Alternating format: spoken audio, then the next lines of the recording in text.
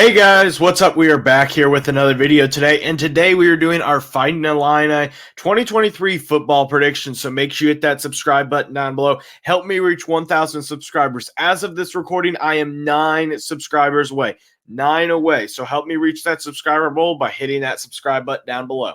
Like this video if you enjoy it. Comment all your thoughts and opinions down below. And also make sure that you check out the website, the podcast, the Patreon page, and the College Football Roundup channel, where I am releasing weekly content with American Football Network over there. So the second channel, the tag will be up there, and also make sure you check out the links in the description for everything else as I publish stuff on there as well. So let's get started with this Illini schedule. So Brett Bielema entering into another year with the Illini. This is kind of a big year for him. This is, I believe, his third year at the helm for the Illinois job, and it's been an interesting ride. I think that if you look at this ride, this is a team that definitely has work to do. You had a good season last year, but you definitely, like, the thing is that I think you are in a good spot with this program, but this is where you kind of take that next step, if you get what I'm saying. So let's head to the schedule. First game, Toledo. I think you get the win there. I think that the Toledo Rockets, you lose your quarterback into Quan Finn. You have a lot of work to do at the skill positions with the losses that you did take. They are a good school in the MAC, but overall they're going to need to do a lot of work before they can get back up to that level. And I don't think that they're going to compete with the likes of Illinois, who's just bigger, more physical, and stuff like that.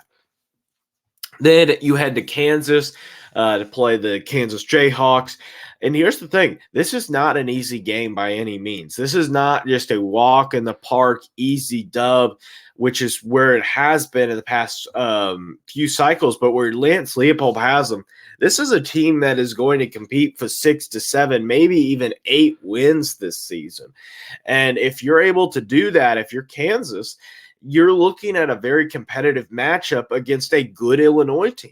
And even though I think that this is going to be a very competitive matchup and a matchup that is close, at the end of the day, I do think the Illini win. I think that the Illini, you have a worse quarterback. I like Luke Altmaier, and I think that he'll be a solid contributor. I think that he could be even better than Tommy DeVito. Tommy DeVito was not bad. He had about a 70% completion percentage, 69.6 to be precise. He had 2,600 yards. He had 15 touchdowns, only 4 interceptions. He played really, really well. But here's the thing. He didn't really provide anything to the team that wasn't already provided. And what I mean by that is just simply the fact that Tommy DeVito was just a very basic distributor. He was not going to be able to pass the ball much past 10, 15 yards past the line of scrimmage, not because he didn't have the arm strength, but just because that wasn't who he was. He wasn't going to take the deep shot, stuff like that. But I think with Luke Altmaier, you have that a little bit more. But I really do like where Kansas is at. I think with Jaden Daniels, you are looking at a high-level quarterback with a lot of mobility, and this is a game that I think Illinois could lose, and it's very possible that they do. But I do think they win. Then you welcome home the Nifty Lions, one of the biggest games on your schedule, your biggest non-divisional opponent, in my opinion. Maybe if you think Maryland is bigger news, you can say Maryland. But overall, this is a home game. It's a big game for the Illini. You have a lot of work to do. And I think at the end of the day, when this game comes down to it, I think Drew Allard's a good quarterback. I think that Luke Altmaier is okay. But Drew Allard's in his third game. Penn State has some good pieces. They have a good left tackle. Illinois has a good left tackle. You are both in a good position in order to be able to be successful. But I think when it comes to it, at the end of the day, Illinois is just going to be a little bit better in order to get the W.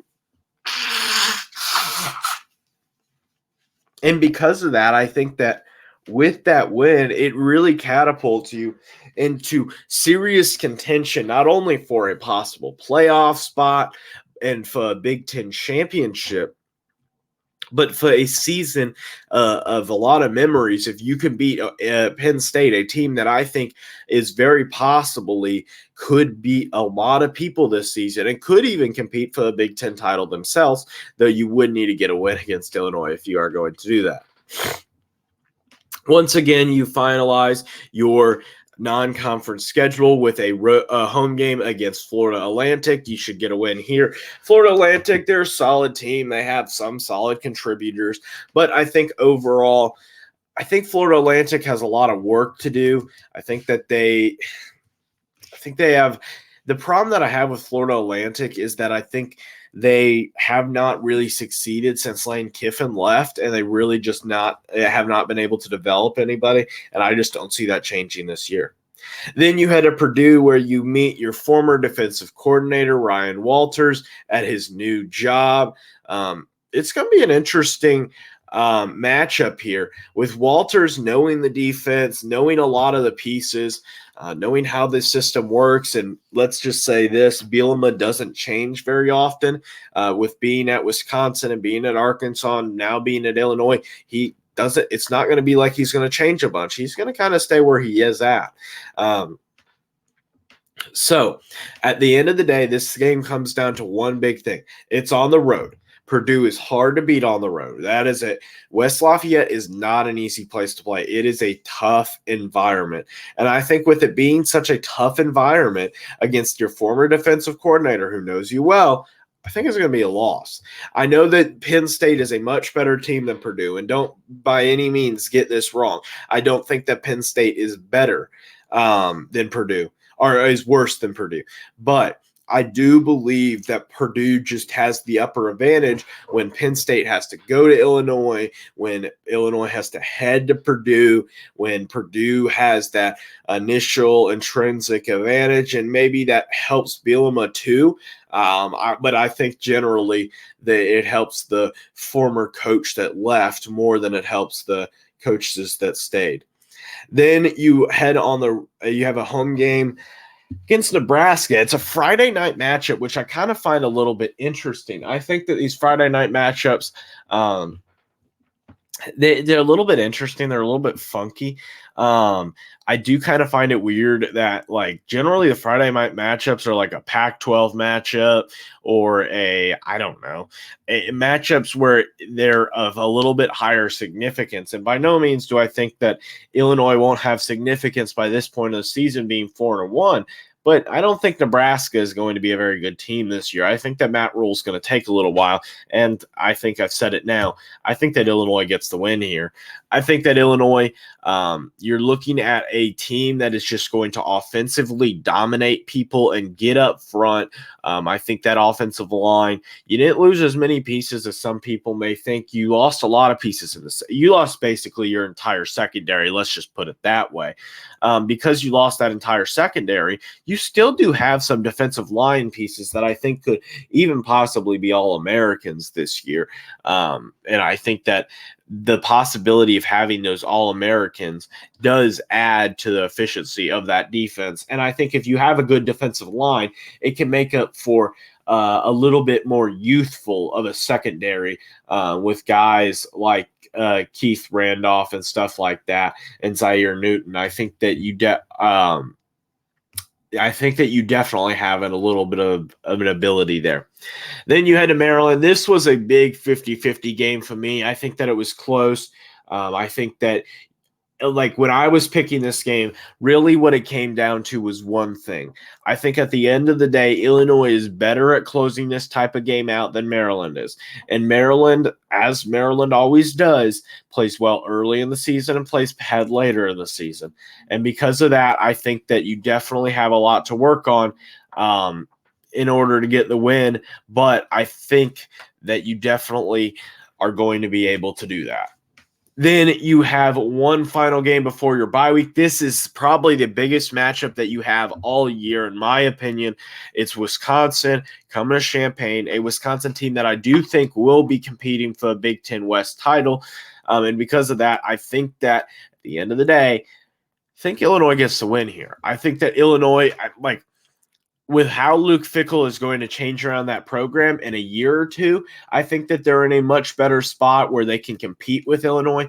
But right now, where Luke Fickell is changing out players, and even though he did bring in Tanner Mordecai, I think that it's going to be a little bit more difficult if you're going to be able to turn around that program. Then you have a road game. You head up to Minneapolis to play the Golden Gophers. And I think that this is a game in which the Gophers, they just lost a lot last year. You lost Tanner Morgan, you lost Mo Ibrahim, or Ibrahim or something like that. But with that being said, Illinois also lost a couple of pieces. I haven't mentioned the loss of Chase Brown, but obviously he is a major loss. But the reason why I haven't mentioned it is because even though I think Chase Brown is a fantastic running back, I think Reggie Love is also a solid running back, and I don't think you're going to lose as much as some people may think. And as I think I'm getting towards, you, I think, are going to get a W. And I mentioned Minnesota's quarterback, but I really don't know how to pronounce his name other than I think it's a Greek name.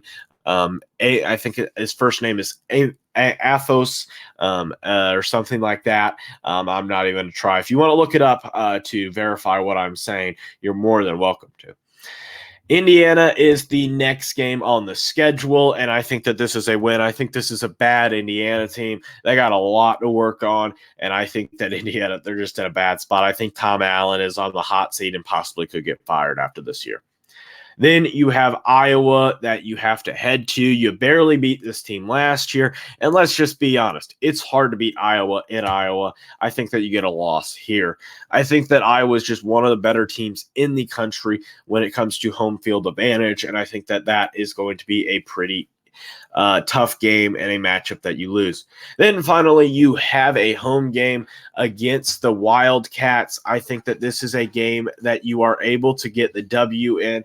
I think that with that win, you close out the season with a 10-2 record. And I think a lot of Illinois fans, hopefully you're pleased by that record. I think that Illinois is in a good spot as a program. I still think they have a lot to prove. And this year, I think that that could probably get them to a Big Ten West title. But if you want to find out for sure, make sure you hang around for the rest of the summer by hitting that subscribe button.